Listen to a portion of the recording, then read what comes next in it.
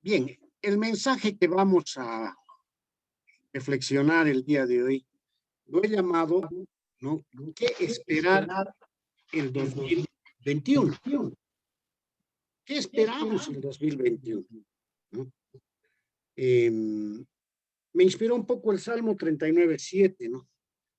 El ser humano vive en un estado de expectación, ¿no? En el Salmo 39:7 el salmista dice, y ahora, Señor, ¿qué esperaré? Y se da la respuesta, ¿no? Mi esperanza está en ti, ¿no? Queridos hermanos, yo no sé qué pasará el año que viene, ¿no? No sé si probablemente sea más difícil, tal vez más atenuado. De todas maneras, yo creo que va a ser un año difícil. Entonces, yo le digo al Señor, ¿qué esperaré? ¿Y qué debemos hacer nosotros, no? Bueno, podemos desarrollar lo que dice ahí en el mismo salmo, mi esperanza está en ti. Entonces, lo que tenemos que hacer es poner nuestra esperanza en Dios. No hay otra salida, hermanos. Yo no creo que ningún nuevo trabajo, ninguna nueva expectativa, ni ningún remedio, ninguna vacuna hay para lo que se viene, ¿no? Sí. El único remedio, yo creo que es confiar en Dios. Bien, dentro del contexto, vamos a contar la historia de tres grandes hombres que cómo pusieron empeño en las cosas a pesar de sus fracasos, ¿no? La primera historia que les voy a relatar cortita es de un poeta estadounidense, se llama Robert Frost. Él vivió en el año 1874 al 1963. Este joven aspirante escritor en 1902 recibió una carta de rechazo del editor de poemas de una de editorial famosa, se llamaba Atlantic Monthly, y le rechazó. Él mandó sus poemas y le rechazaron. Este poeta a esa época tenía 28 años y encontró la siguiente nota junto al fajo de poesías que había enviado. En nuestra revista les respondieron, no publicamos versos tan enérgicos. Pero fíjense, él nunca aceptó este rechazo, ¿no? Y prosiguió en su intento de ver su trabajo publicado. Y fue un poeta sumamente exitoso. A pesar del rechazo, él no claudicó. Él no dijo, estoy muerto ahora, no sirvo para nada, no. El mundo, hermanos, nos puede rechazar de varias maneras, pero él siguió adelante, puso esperanza y es uno de los grandes poetas, ¿no? Un referente en la cultura estadounidense, ¿no? Es uno de los que ha abierto camino a la poesía moderna. Veamos otra historia de un joven que se llamaba Albert Einstein, que era un físico alemán judío, que vivió en el año de 1879 a 1955.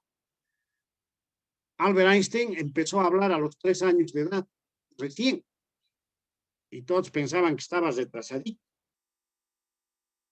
Y sufrió mucho, inclusive reprobó un examen de ingreso, siendo joven. Sí. La Universidad de Berna rechazó su tesis doctoral cuando mandó el tema sobre la teoría de la relatividad. Y esta universidad dijo que esta teoría o esta tesis era descabellada e intrascendente. Este joven físico que había escrito esta tesis no aceptó el rechazo y prosiguió adelante. Después ganó el premio Nobel con otra tesis, ¿no? Sobre la teoría de los efectos fotoeléctricos.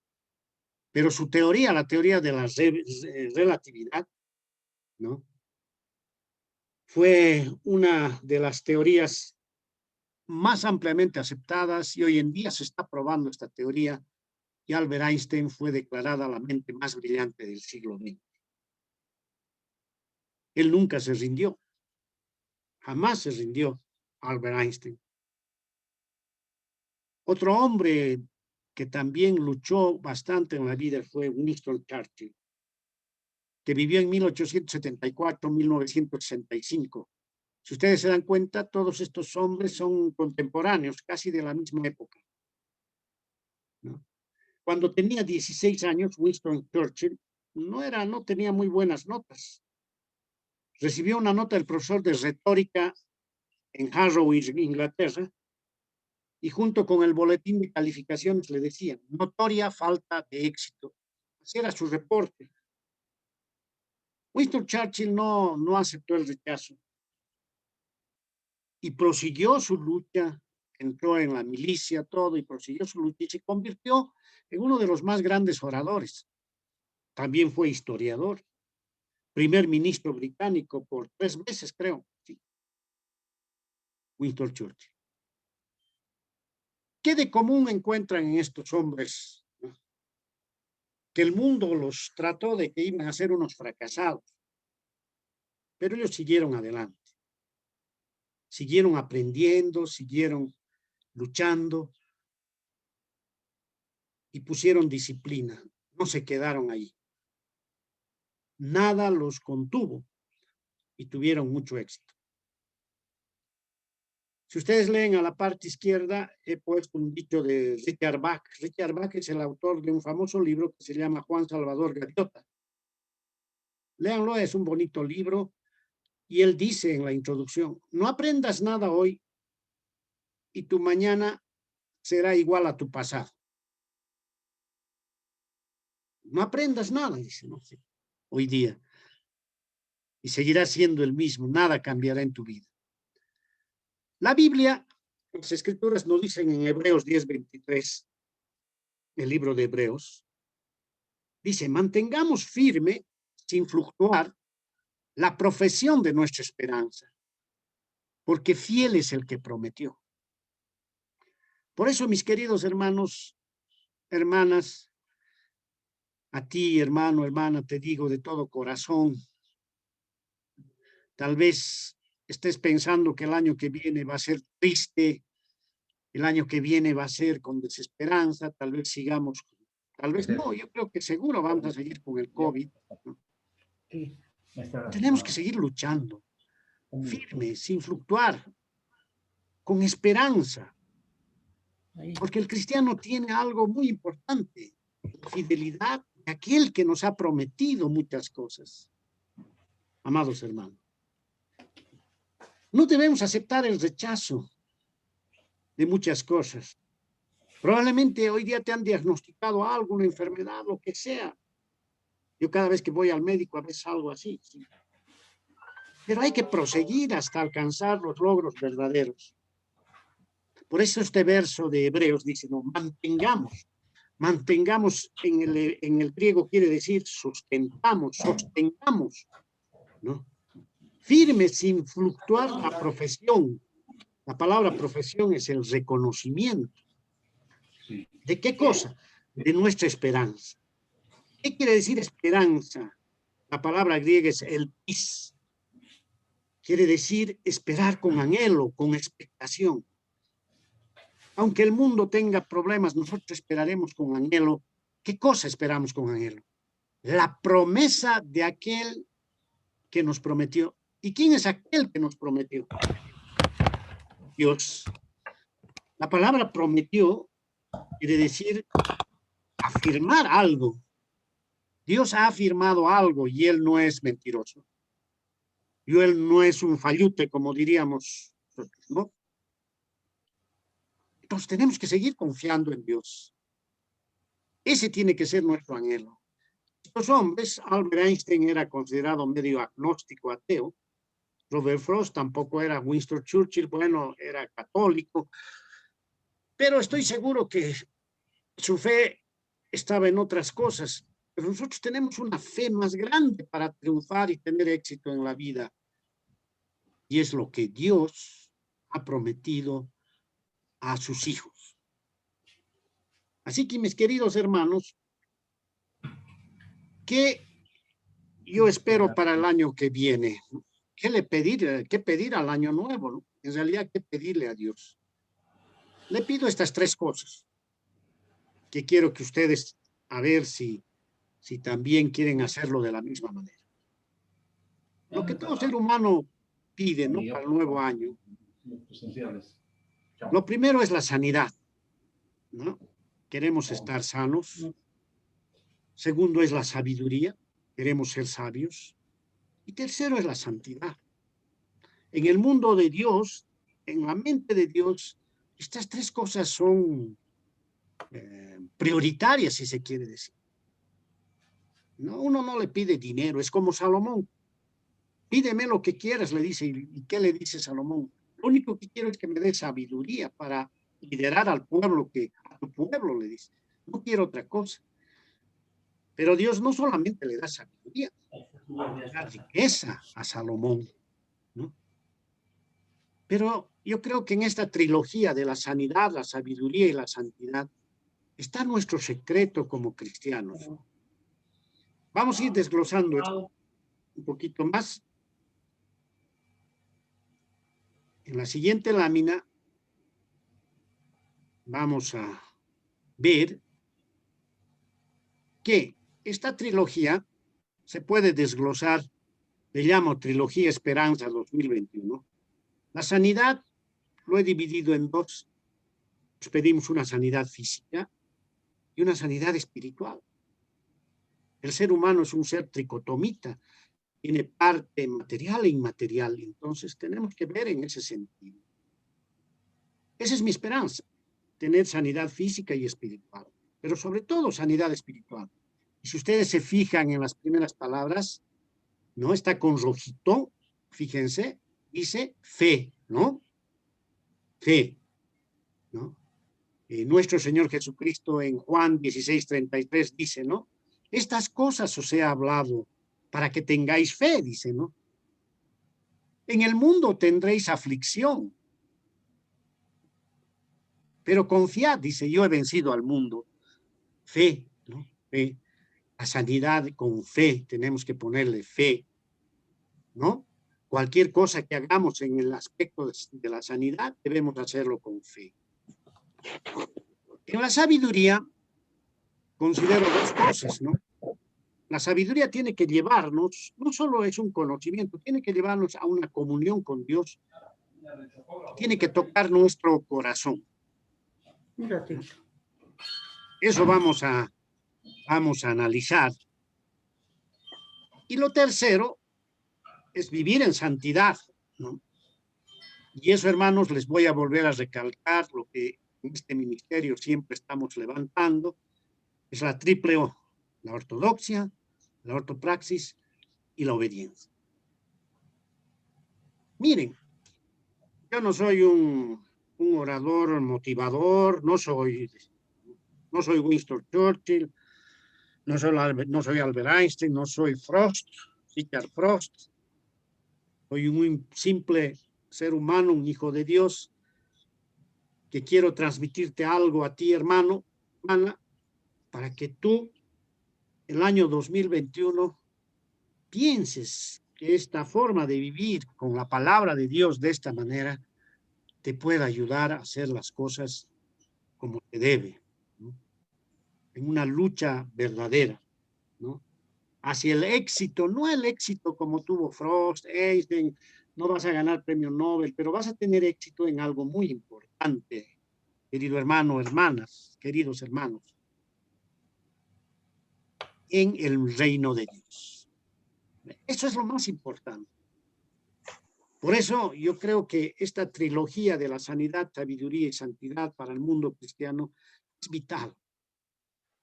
Yo cada año lucho con esta trilogía.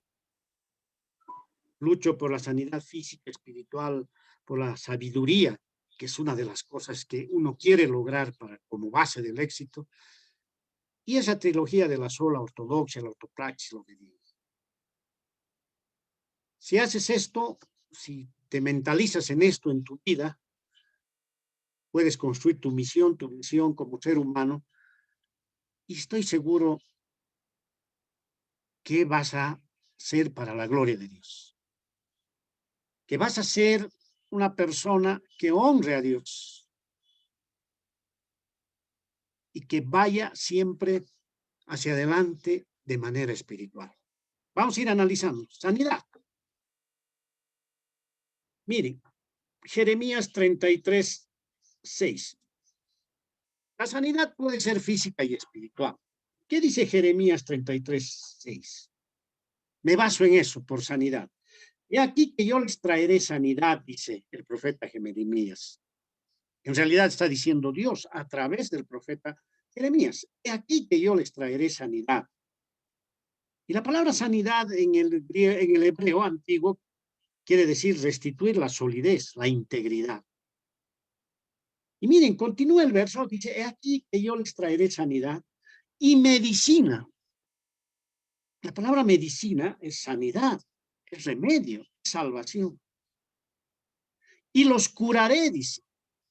La palabra curar quiere decir restaurar, arreglar. Y les revelaré abundancia de paz.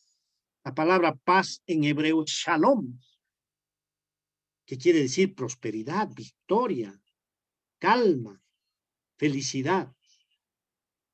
Y les revelaré abundancia de paz y de verdad. Repito el verso. Aquí que yo les traeré sanidad y medicina, y los curaré, y les revelaré abundancia de paz y de verdad. En Dios está la verdad. Y Dios te ha hecho una promesa. Hermano, hermana, te ha hecho una promesa a ti. ¿Qué promesa te ha hecho? A través de Jeremías podemos notar eso. ¿Qué promesa ha hecho a su pueblo? Que nos va a traer sanidad, medicina, nos va a curar y nos va a revelar abundancia y verdad. Sanidad.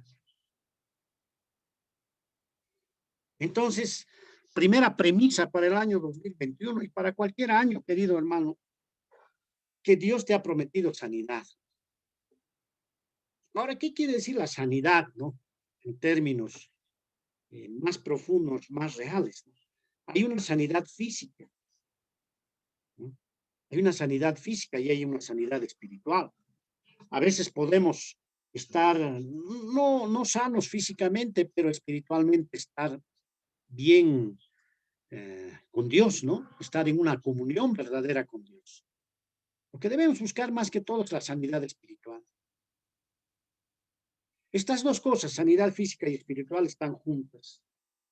Miren lo que dice, quiero que, si tienen su Biblia, pueden seguirme también. Busquen Santiago, capítulo 5, 14, 16. Santiago, en el Nuevo Testamento, capítulo 5, 14, 16. El apóstol Santiago está diciendo esto. ¿Está alguno enfermo entre vosotros? Llame a los ancianos de la iglesia y oren por él, ungiéndolo con aceite en el nombre del Señor.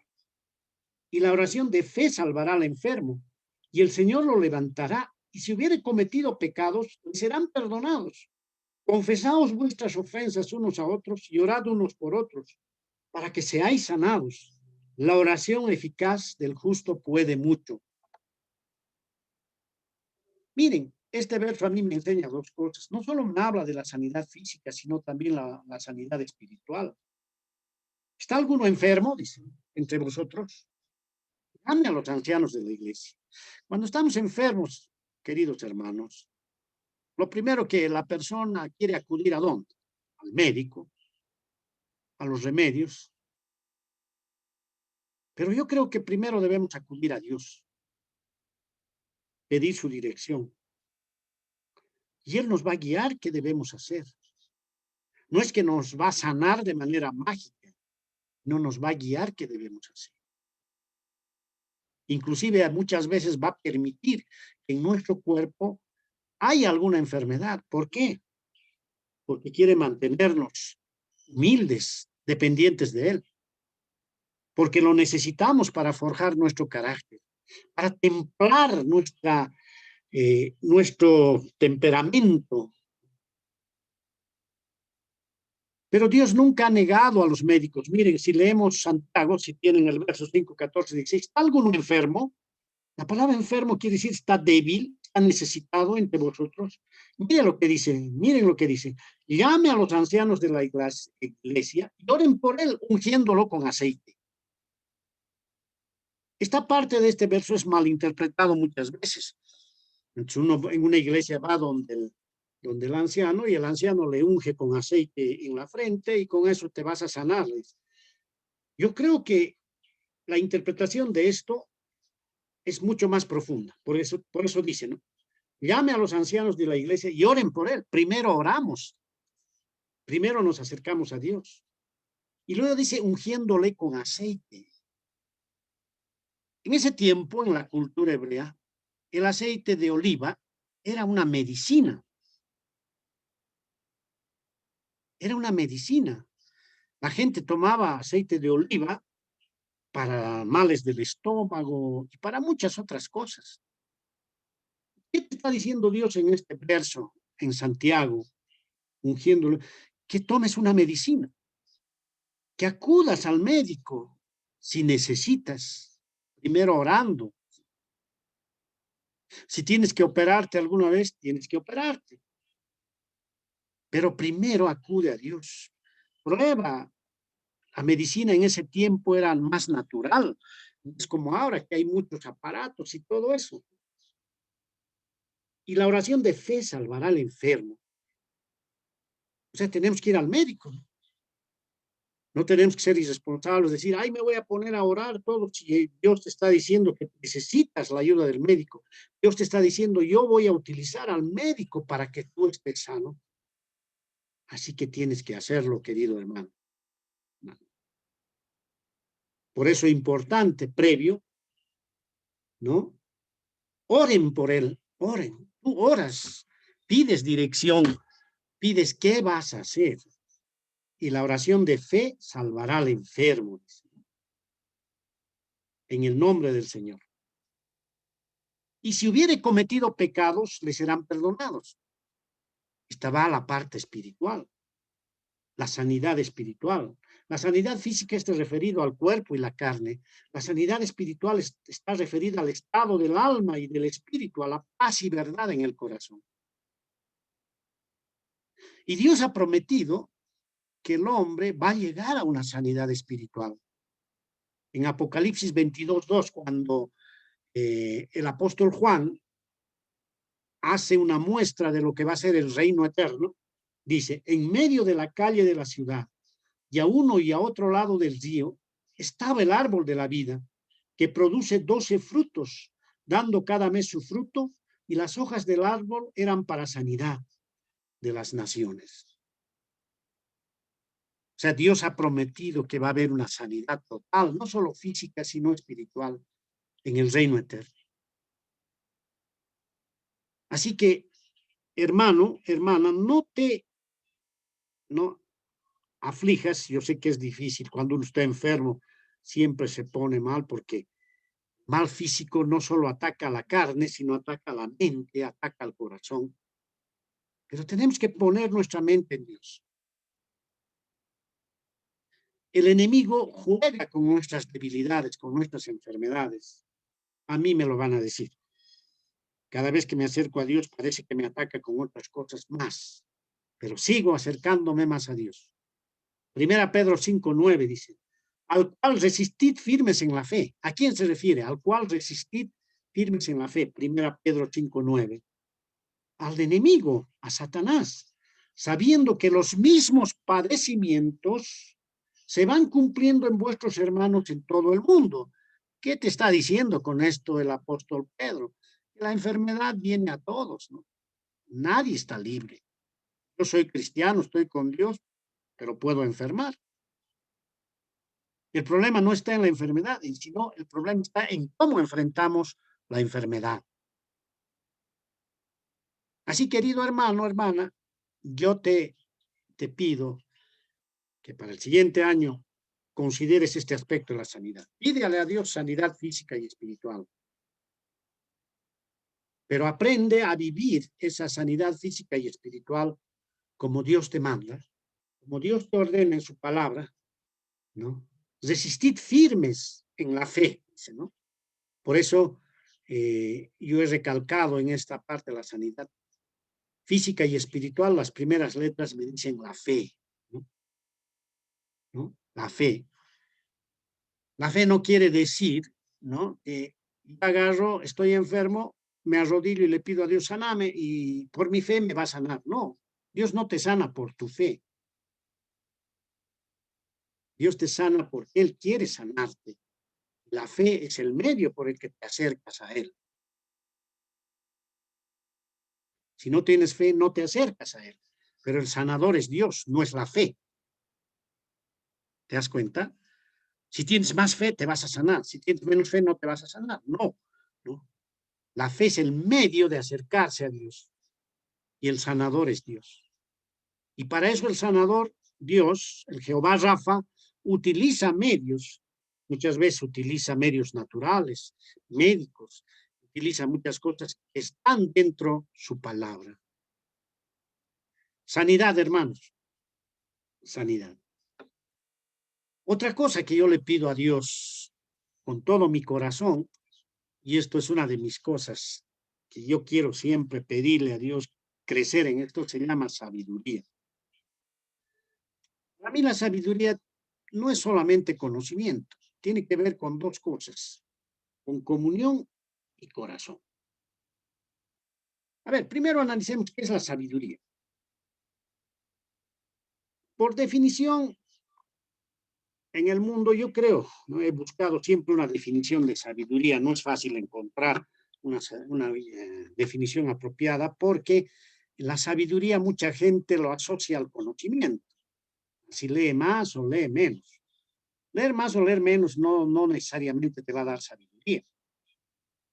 La sabiduría es un carácter de aplicación de la inteligencia en la experiencia propia. Es cómo aplicas tu inteligencia en tu experiencia para tomar decisiones, obteniendo conclusiones que dan un mayor entendimiento y que a su vez nos capacitan para reflexionar, para discernir la verdad, para discernir lo bueno y lo malo. Por eso la sabiduría se interrelaciona con la moral, dando lugar a un individuo que actúa con buen juicio, ¿no? Entonces, la sabiduría es la capacidad de saber actuar con inteligencia, utilizando el conocimiento, pero no necesariamente porque tengas conocimiento vas a tener sabiduría. Puedes tener mucho conocimiento y ser un necio y actuar, tomar malas decisiones en tu vida, no sabias. Ahí está el mundo. Hay tanto conocimiento en la ciencia y todo, y ha dejado que un virus se propague en el mundo, una falta de sabiduría. Y ahí están las consecuencias. La gente está muriendo, toda una serie de cosas. Nos dejamos llevar por otro tipo de sentimientos, que es la avidez por el dinero, la hipocresía, la envidia, ¿no?, el egoísmo. Y ahí perdemos la sabiduría, queridos hermanos, por más conocimiento que tenemos. Por ejemplo, miren lo que dice Job 12:13. Con Dios está la sabiduría y el poder. Tuyo es el consejo y la inteligencia.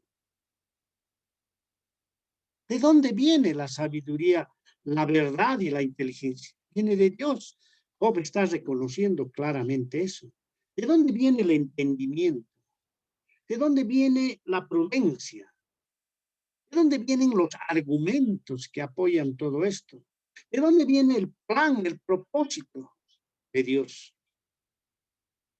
Proverbios 9:10, miren lo que dice. El temor de Jehová es el principio de la sabiduría y el conocimiento del Santísimo es la inteligencia. El temor. La palabra temor es el moralmente reverente. Tener miedo por reverencia a Dios. Entonces, ese es el principio, el comienzo de la sabiduría, el temor a Dios. Y el conocimiento de Dios es la inteligencia. Los hebreos en la antigüedad decían, La sabiduría es el temor de Dios y la inteligencia es conocer a Dios. Queridos hermanos, tú, querido hermano, te digo a ti, a ver, aprópiate de este pensamiento. El año 2021 quieres ser más sabio, busca conocer a Dios y teme a Dios. Si temes a Dios y tratas de conocerlo, vas a crecer en sabiduría. Job 28:28, y dijo al hombre, he aquí que el temor del Señor es la sabiduría y el apartarse del mal, la inteligencia. Aquel que no se aparte del mal, por más conocimiento que tenga, no es inteligente, es tonto. En otras palabras, ¿no? No es cuerdo, no actúa con prudencia. Santiago 3:13, ¿quién es sabio y entendido entre vosotros?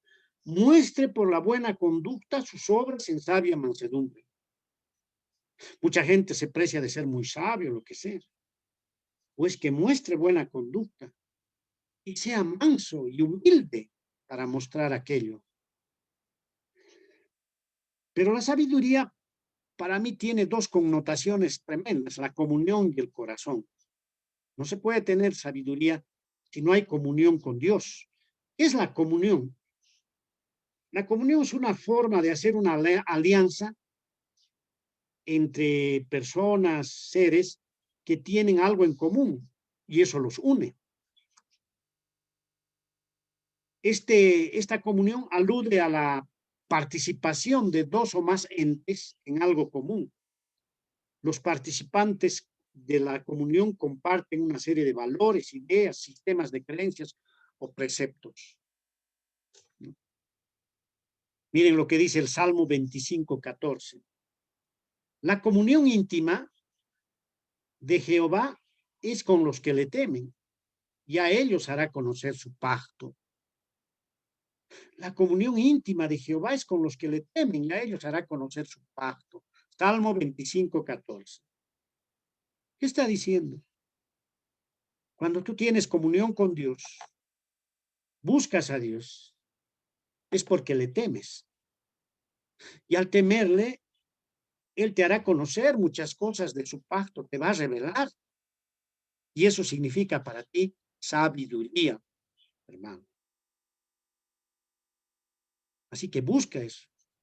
Lo segundo, pon tu corazón en todo lo que hagas el 2021.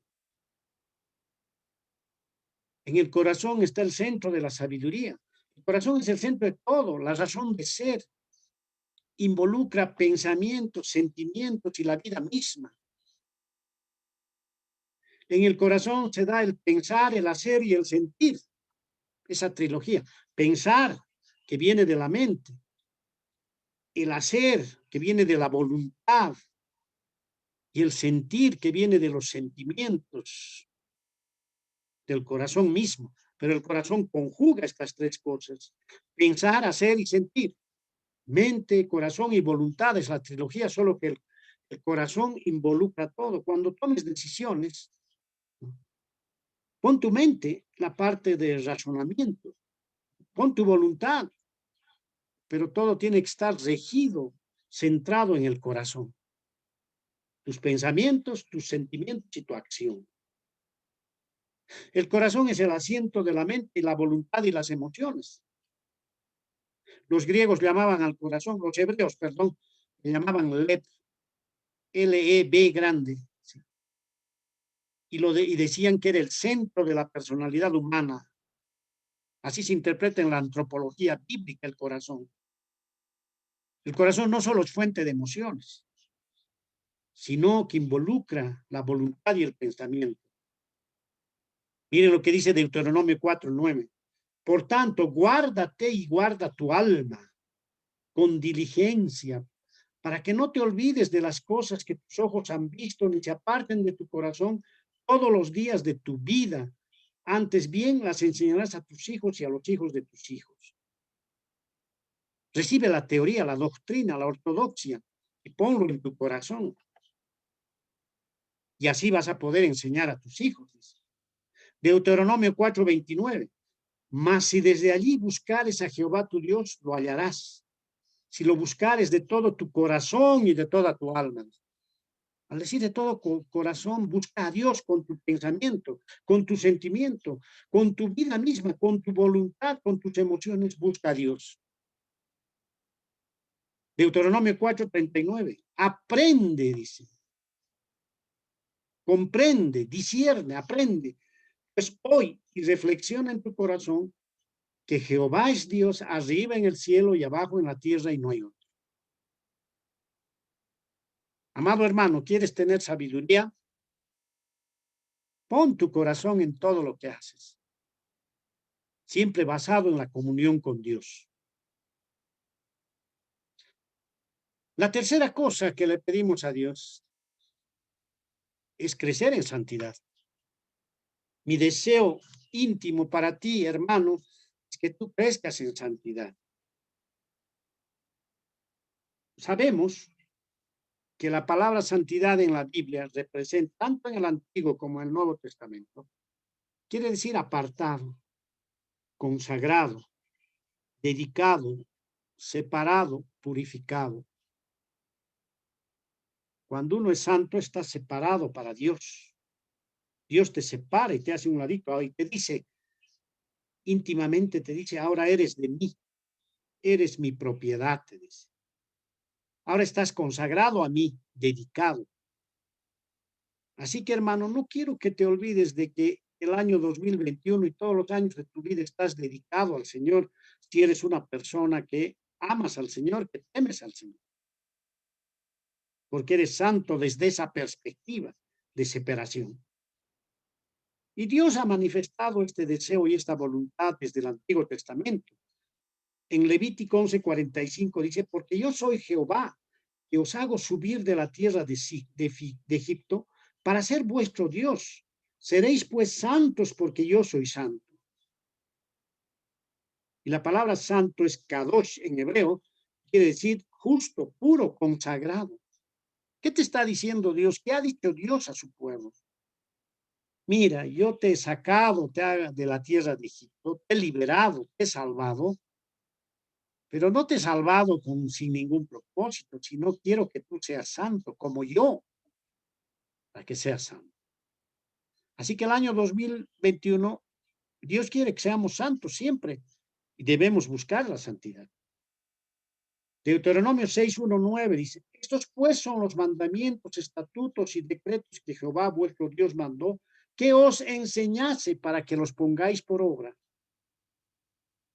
en la tierra a la cual pasáis. Miren, en estos versos, esto dice, ¿no? Estos pues son los mandamientos, estatutos y decretos que Jehová vuestro Dios mandó. Al decir mandó, está ordenando y nos está diciendo que obedezcamos. Y luego el verso continúa y dice que os enseñase, que aprendamos la doctrina, la ortodoxia. El primero es, al decir mandó, es la obediencia. Para que los pongáis por obra, para que actúes de acuerdo a eso, practicar esa doctrina. Esa es la ortopraxis. Aquí está la obediencia, la ortodoxia y la ortopraxis. Mateo 22:37-39 da el más grande mandamiento para la humanidad. Dice, Jesús le dijo, está repitiendo lo que en Deuteronomio también se dice, amarás al Señor tu Dios con todo tu corazón, ahí de nuevo el corazón, con toda tu alma y con toda tu mente. Ese es el primero y grande mandamiento. Y el segundo es semejante, amarás a tu prójimo como a tu mismo.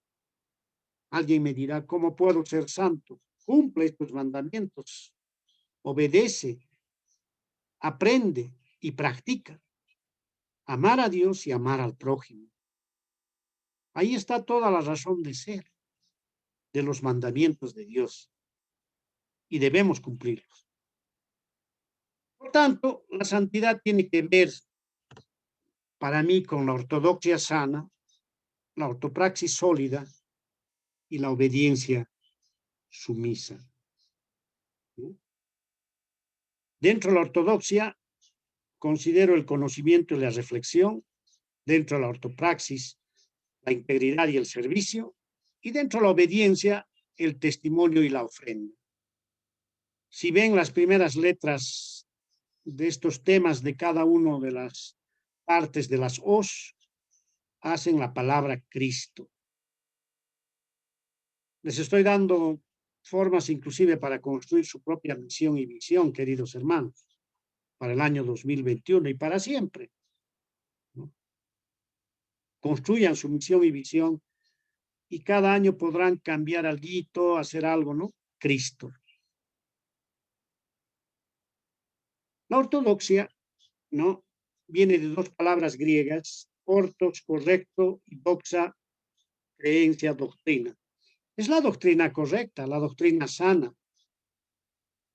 Juan 7:16 dice, Jesús les respondió y dijo, mi doctrina no es mía, sino de aquel que me envió. Y al decir la palabra doctrina, mi instrucción, mi enseñanza, mi teoría, todo lo que Cristo estaba predicando acá, decía, no es mía, es de Dios, del Padre. Y una buena doctrina significa dos cosas fundamentales, significa conocimiento y significa reflexión. ¿Conocimiento en qué sentido? En que debemos ir investigando, leyendo la palabra de Dios, con sabiduría, con revelación. Miren lo que dice Efesios 1:17.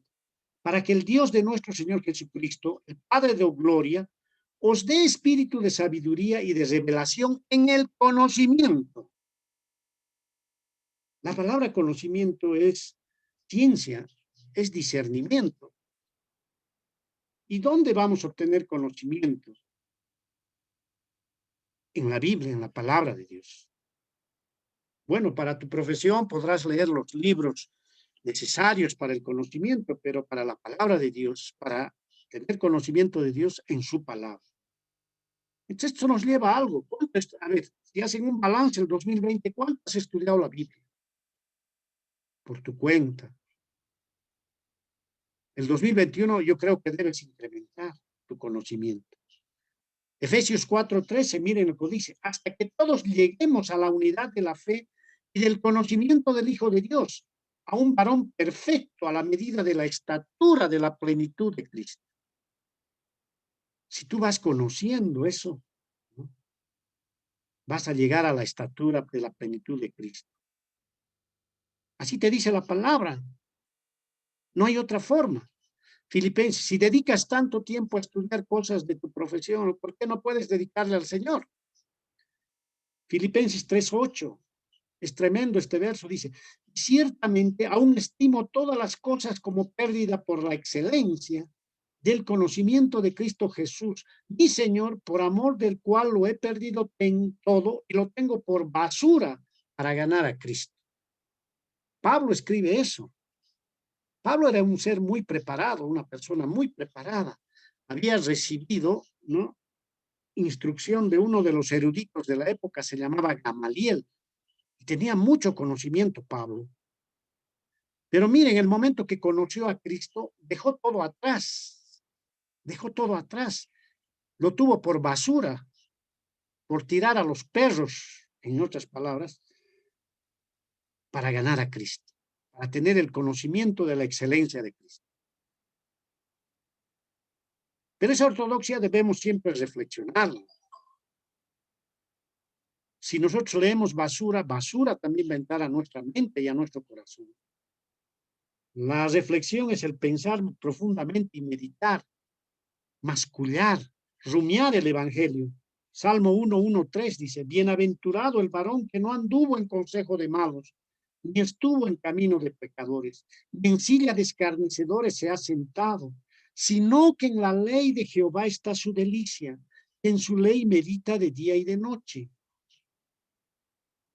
La palabra de Dios nos dice que debemos meditar en la ley de Jehová, en la Torá, bueno, en toda la Biblia en realidad. Ley de Dios, reflexionar, meditar, rumiar. Ahí está la delicia. Bueno, debemos adquirir conocimiento y reflexión, ¿no? La ortodoxia, esa teoría, la ortopraxis, perdón, sólida, tiene que ser sólida. Santiago 2:17 nos dice, así también la fe, si no tiene obras, es muerta en sí misma. La palabra obras son hechos, acciones. Si tú has leído mucho, has estudiado la palabra de Dios y no la practicas, no la llevas adelante, no estás haciendo una ortopraxis sólida. Estás cojo, ¿no? Es como una mesa coja, le falta una pata. Y la práctica de la palabra de Dios, la ortopraxis viene de dos palabras, que quiere decir ortos, correcto, y praxis, práctica, acción, la acción correcta, tiene que hacerse con integridad y con servicio. La integridad es una palabra que deriva de un adjetivo que es integer, significa intacto, entero, no tocado, no alcanzado por el mal. Y la integridad para mí tiene dos cosas, la correctitud y la consecuencia. Correctitud en hacerlo recto, en hacerlo justo. Y consecuencia en ser consecuente, ¿qué quiere decir? Actuar de acuerdo a lo que predicas en la ortodoxia. Salmo 15:2 dice, ¿no? El que anda en integridad y hace justicia y habla verdad en su corazón. El que es íntegro hace justicia, habla verdad en su corazón. Salmo 19:7-9 dice, ¿no? La ley de Jehová es perfecta, que convierte el alma. El testimonio de Jehová es fiel, que hace sabio al sencillo. Los mandamientos de Jehová son rectos, que alegran el corazón. El precepto de Jehová es puro, que alumbra los ojos.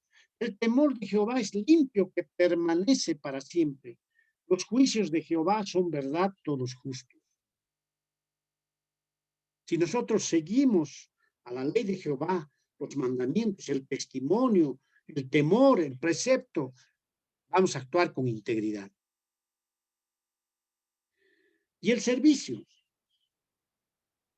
es la condición de servir, es decir, dar apoyo, prestar asistencia, ¿no? Servir a Dios, atender a lo que Dios nos ha dicho en la vida. Salmo 2:11, servid a Jehová con temor y alegraos con temblor, dice. Servir con alegría.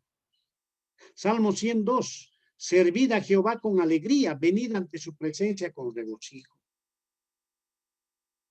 Todos nuestros actos, no solo del 2021, queridos hermanos, son para la gloria de Dios y deben ser hechos de manera íntegra y con un carácter de servicio. Si no, no tienen valor para la gloria de Dios. Lo tercero es la obediencia, sumisa, entregada. Y el mejor ejemplo es lo que nos dice el libro de Hebreos, en el capítulo 5, verso 8.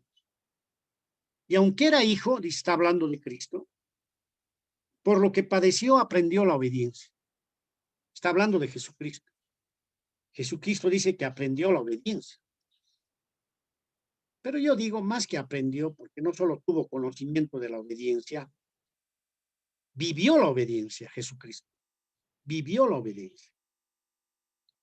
Y nosotros debemos vivir la obediencia, no solo aprender de la obediencia.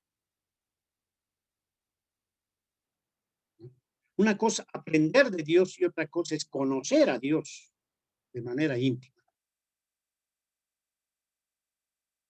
Una cosa, oír hablar de Dios, y otra cosa es conocer a Dios en la profundidad de lo que Él es. Y a eso nos lleva la obediencia. Por eso tiene dos pilares, que es el testimonio y la ofrenda. La palabra testimonio en el griego viene del griego mártir, que quiere decir testigo, que hace referencia a alguien que da su fe de algo que ha vivido o presenciado. Ese es el testigo, el mártir, si quieren. Para los griegos, la palabra mártir no tenía un significado de sufrimiento, sacrificio, sino que denotaba ser fuente de primera mano. Un testimonio es aquel que da fuente de primera mano. Y nosotros debemos dar testimonio de Dios a todos, obedecer en esto. Primera Juan 5:10, miren lo que dice: el que cree en el Hijo de Dios tiene el testimonio, la evidencia en sí mismo. El que no cree a Dios le ha hecho mentiroso, porque no ha creído en el testimonio que Dios ha dado acerca de su Hijo. Qué tremendo esto. Amado hermano, te hago recuerdo, ¿cuánto testimonias a Dios en tu actuar, en tus cosas?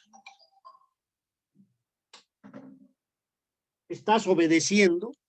¿Estás testimoniando a la palabra de Dios? A Dios mismo. ¿Estás llevando a Cristo a otros lugares en tu accionar, en todo? ¿Obedeces lo que Él te ha dicho? La ofrenda es un obsequio, una dádiva, un don que se ofrece como muestra de reconocimiento, gratitud o veneración. Mis queridos hermanos, Dios nos ha mandado a ofrendar y hemos hablado de la ofrenda. Se ofrenda para la gloria de Dios, para la obra de Dios, apoyar el evangelio en todo lo que se hace en nuestra iglesia, en todas las obras, y para ayudar a los necesitados. Ambas cosas deben cumplir el propósito de la ofrenda. Y todo es de Dios. ¿Estamos cumpliendo en ofrenda nosotros? ¿O solamente queremos recibir y no dar? ¿No? Obedezcamos, hermanos, vivamos de esa manera. Y no se olviden que todo es de Dios. Por eso Romanos 12:1 nos recuerda. Así que, hermanos, os ruego por las misericordias de Dios que presentéis vuestros cuerpos en sacrificio vivo, santo, agradable a Dios, que es vuestro culto racional. Al decir presentéis, la palabra presentéis es paristemi, que quiere decir comparecer ante Dios, someterme a Dios, dar a Dios.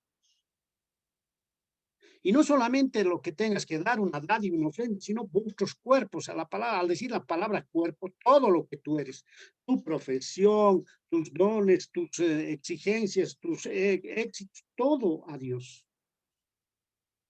Si tienes 10 centavos, esa es tu vida, 10 centavos. Ayer les mandé un mensaje sobre la ofrenda navideña, ¿no? Donde una pareja, se amaban tanto estas personas, pero no tenían dinero, no tenían ningún tipo de dinero, pero querían darse el uno a otro lo que más querían, lo que más amaban. El hombre lo que más amaba era un reloj de oro, eso era su tesoro preciado. Y la mujer, como tesoro preciado, tenía una cabellera muy hermosa, muy linda. Su cabellera era lo más preciado. Estas personas, esta pareja, deciden darse lo mejor uno al otro, como ofrenda, como regalo. Entonces el hombre decide vender su reloj de oro, lo más preciado, para comprarle una diadema para el cabello de la mujer. Y la mujer decide vender su cabello, cortarse, para darle una cadenita para el reloj de oro del hombre. Imagínense, los dos hicieron eso, pero perdieron lo más preciado. Ofrendaron lo más preciado que tenían para cada uno de ellos. Dios ofrendó a su Hijo. ¿Y qué damos nosotros para la obra de Dios? A veces probablemente nada. Más bien a veces nos ponemos de críticos, ¿no? Pero recuerden, hermanos, el testimonio y la ofrenda es parte de la obediencia que tenemos hacia Dios. Bien, conclusión. Como conclusión, les pongo que el problema está en la observación que hacemos del problema. Y ahora, Señor, ¿qué esperaré? ¿Qué esperaré para el año 2021? Estamos en duda, en incertidumbre. Pero Dios nos dice en su ortodoxia, en su teoría, en su doctrina, el principio de la sabiduría es el temor de Dios. Los insensatos desprecian la sabiduría y la enseñanza. No despreciamos la enseñanza y la sabiduría. Aprovechemos cualquier circunstancia para aprender de Dios. Aquí en la iglesia nos estamos esforzando por darles material, todo para que ustedes aprendan de Dios, no solo en la ortodoxia, sino en la ortopraxia. Aprovechenlo, hermanos. No seamos desobedientes. Tú, hermano, hermana, eres una criatura nueva. ¿Qué te dice Efesios 4:24 en la práctica? Vestíos del nuevo hombre creado según Dios en la justicia y santidad de la verdad. Viví como un nuevo hombre, en santidad y en verdad. Y obedece, Romanos 1:5. ¿Y por quién recibimos la gracia y el apostolado para la obediencia a la fe en todas las naciones por amor de su nombre? Obedezcamos lo que Dios nos ha dicho.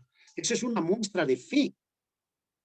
Esa es una muestra del amor que tenemos a su nombre.